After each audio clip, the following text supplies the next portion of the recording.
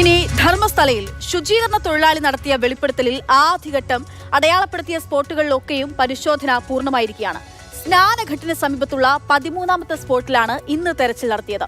കുഴിയെടുത്തുള്ള പരിശോധനയുടെ ആദ്യഘട്ടം കഴിഞ്ഞു എന്ന് പറയാം. കുറെ പോയിന്റുകളായിരുന്നു മുന്നോട്ട് ചൂണ്ടിക്കാണിച്ചത് ഈ ശുചീകരണ തൊഴിലാളി. അവിടങ്ങളിലൊക്കെ മണ്ണുമാന്തി പരിശോധിച്ചു കഴിഞ്ഞു. തിങ്കളാഴ്ച ലഭിച്ച അസ്ഥികൾക്ക് 2 വർഷം മാത്രമാണ് പഴക്കമെന്നുള്ളൊരു വിവരം കൂടി പുറത്തുവരികയാണ്. ഇതും പ്രത്യേക അന്വേഷണ സംഘത്തിന് മുന്നോട്ടുള്ള വഴിയാകുന്നില്ല എന്നുള്ളതാണ്. ഇനി അടുത്ത ഘട്ടം എങ്ങനെയെന്ന് അറിയണം. സാരംഗ് സുരേഷ് ഉണ്ട്. സാരംഗ്, ഈ അന്വേഷണ സംഘത്തെ സംബന്ധിച്ചിടത്തോളം ഈ ആദ്യഘട്ടം ഇത്രയും പോയിന്റുകളിൽ നടത്തിയ പരിശോധനയിൽ എന്തെങ്കിലും അവർക്ക് അന്വേഷണത്തെ മുന്നോട്ട് നയിക്കാനായി കയ്യിൽ കിട്ടിയിട്ടുണ്ടോ? അടുത്ത ഘട്ടം അന്വേഷണം എങ്ങനെയാകും? പതിവിൽ നിന്ന് വ്യത്യസ്തമായി ബെൽത്തങ്ങടിയിലെ SIT ഓഫീസിൽ DGP നേരിട്ട് റിവ്യൂ യോഗത്തിൽ പങ്കെടുത്തു എന്ന് തന്നെയായിരുന്നു ഇന്നത്തെ ഏറ്റവും പ്രധാനപ്പെട്ട ഒരു കാര്യം. കാരണം 11-12 പോയിന്റുകളിൽ പരിശോധന പൂർത്തീകരിച്ചു. വലിയ തോതിലുള്ള തെളിവുകളൊന്നും തന്നെ അവിടെ നിന്ന് കണ്ടെത്താൻ സാധിച്ചില്ല എന്ന് തന്നെയാണ് യാഥാർത്ഥ്യം. പിന്നീട് 13ാമത്തെ പോയിന്റ്, അത് വലിയൊരു പോയിന്റാണ്.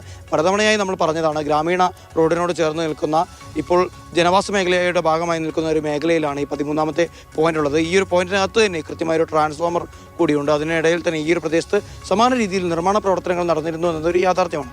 അപ്പോൾ അത്തരത്തിൽ ആ ഒരു 13ാമത്തെ പോയിന്റിലേക്ക് തെരച്ചിൽ വ്യാപിപ്പിക്കാൻ പോകുന്നു എന്നുള്ള സൂചനകൾ ലഭിക്കുന്നതിനിടയിലാണ് നേരത്തെ സാക്ഷി ചൂണ്ടിക്കാണിച്ചു കൊടുത്ത 11A ആദ്യഘട്ടത്തിലെ 13 പോയിന്റുകളല്ലാതെ മറ്റൊരു പോയിന്റ് കൂടി ഉണ്ടായിരുന്നു. അത് ആദ്യഘട്ടത്തിൽ അന്വേഷണ സംഘം അംഗീകരിച്ചിരുന്നില്ല. പിന്നീട് അവരുടെ അംഗീകാരത്തോടു കൂടി പിന്നീട് മാർക്ക് ചെയ്യപ്പെട്ട 11A എന്ന് പറഞ്ഞ 11ാമത്തെ പോയിന്റിൽ നിന്ന് ഏകദേശം 200 മീറ്റർ അകലെയുള്ള വനാന്തര ഭാഗത്തുള്ള ആ ഒരു പോയിന്റിലായിരുന്നു ഇന്ന് തെരച്ചിൽ നടത്തിയത്.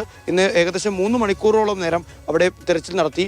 വലിയ തോതിൽ അവിടെ മൃതദേഹങ്ങൾ അവിടെ സംസ്കരിച്ചിരുന്നു എന്ന് തന്നെയായിരുന്നു സാക്ഷിമൊഴി ഉണ്ടായിരുന്നത്. അതിന് അനുസൃതമായി തന്നെ ഒരേ സമയം മണ്ണുമാന്തി യന്ത്രങ്ങളും അതോടൊപ്പം തന്നെ തൊഴിലാളികളെയും ഉപയോഗിച്ചുകൊണ്ടുള്ള ഒരു തെരച്ചിലായിരുന്നു അവിടെ നടത്തിയത്. എന്നാൽ യാതൊന്നും തന്നെ അവിടെ നിന്ന് കണ്ടെത്താൻ സാധിച്ചില്ല. ഇനിയിപ്പോൾ പ്രാഥമികമായുള്ള അന്വേഷണം, തെരച്ചിൽ അത് അതിൻ്റെ അവസാന ഘട്ടത്തിലേക്ക് എത്തുകയാണ്. നാളെ ഒരുപക്ഷെ 13ാമത്തെ പോയിന്റിലേക്കായിരിക്കും തെരച്ചിൽ പോവുക എന്ന് തന്നെയാണ് നമുക്ക് മനസ്സിലാക്കാൻ സാധിക്കുന്നത്. പക്ഷേ സാക്ഷി കാണിച്ചു കൊടുക്കുന്ന വിവരങ്ങൾ നൽകുന്നു. എന്തായാലും ആദ്യഘട്ടം അത് ഒരുപക്ഷെ സമ്പൂർണ്ണ നിരാശയോടുകൂടി തന്നെ അവസാനിക്കേണ്ടി വരുന്നു അന്വേഷണ സംഘത്തെ സംബന്ധിച്ചിടത്തോളമാണ്. അതായത് രാജ്യം തന്നെ നടുങ്ങിയിട്ടുള്ള കുറേ വെളിപ്പെടുത്തലുകളാണ്, അതിലൊന്നും കണ്ടെത്താൻ സാധിക്കുന്നില്ല ഇത്രയും ദിവസം നടത്തിയിട്ടുള്ള പരിശോധനയിൽ. സാരംഗ് സുരേഷ് വിവരങ്ങൾ നൽകിയത്.